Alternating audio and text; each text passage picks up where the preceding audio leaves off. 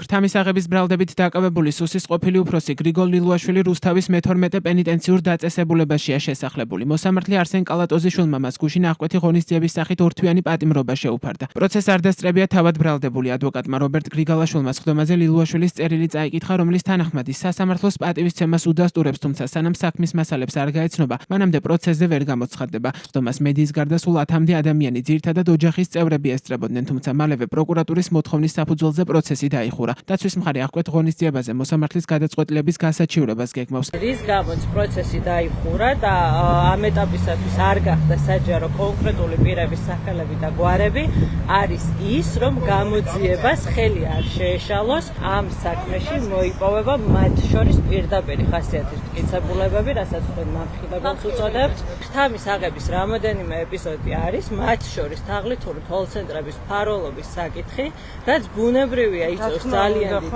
ინტერესს.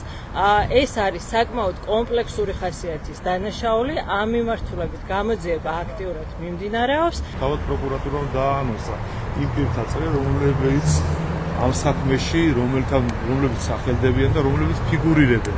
ხო და ასევე დაანონსა პროკურატურამ ყველა ის საეჭვო კანონსაწინააღმდეგო მოქმედება, რაც შემდგომ ბრალდების დადგენილობაში იქნა ასახული. ამიტომ ერთ-ერთი რომ საზოგადოებისათვის და თუნდაც იმ მოწმეთა ბაზისათვის ეს ისედაც ცნობილი იყო, რომელი მოწმეები გადიან ამ საკითხში, რომელი მოწმეებზე მოხდება გამოძიების აპელირება და რომელი მოწმეების ვითომ და დაფარვის, დამალვის და არ გამჟღავნების მიზნით იქნა მოთხოვნილი სხდომის დახურვა. გრიგოლ ლილუაშვილს რამდენიმე სისხლის სამართლის საქმეში ქრთამის აღებას ედავებიან. პროკურატურის ინფორმაციით საუბარია 2.365.000 ამერიკულ დოლარსა და 1.500.000 ლარზე. უფრო კონკრეტულად გამოძიება სუსის ყოფილ უფროს 4 ეპიზოდს ედავება. ორ მათგანში მასთან ერთად ფიგურირებს ეკონომიკისა და მდგრადი განვითარების მინისტრის ყოფილი მოადგილე დაკავებული რომეო მიქაუდაძე, რომელთან ერთად ლილუაშვილი კონკრეტულ ბიზნესებს ლობირებდა. კიდევ ერთი ეპიზოდი კი ბაგაბაღებს და ეგრეთ წოდებულ ატკატებს ეხება. პროკურატურის ინფორმაციით ლილუაშვილი ქრთამის აღების სანაცვლოდ თავის მეგობარს თბილისის მერის საბავშვო ბაგაბაღების მართვის სააგენტოს ყოფილ დირექტორს კახა გვანცელაძეს მფარველობდა, რომელიც საბავშვო ბაღების მიერ განსახორციელებელი შესყიდვების ხელშეკრულებების გაფორმებაში მეწარმე სუბიექტებისგან ეგრეთ წოდებულ ატკატებს იღებდა. გარდა ამისა, ლილუაშვილს თაღლითური კოლცენტრების მფარველობაშიც ადანაშაულებენ. მას 11-დან 15 წლამდე თავისუფლების აღკვეთა ემუქრება. რამდენადაც მე მოვისმინე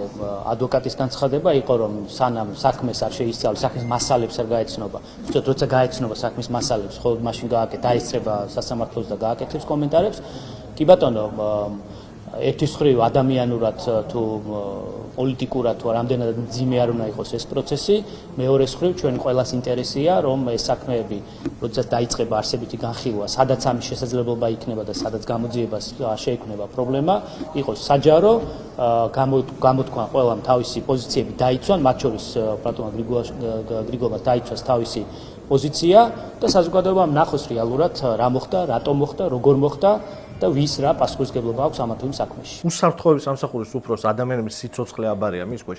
ესეთი ადამიანი ეხა არის კორუფციაში ხილებული და 15 წელი ციხეში უნდა გაატაროს. ამაზე პოლიტიკური პასუხისმგებლობა როგორ შეიძლება არა იყო, უბრალოდ გაუგებარია. სხვა გუნდის წევრი იყო ბატონი ლილუაშვილი, რამე შეიცვალა?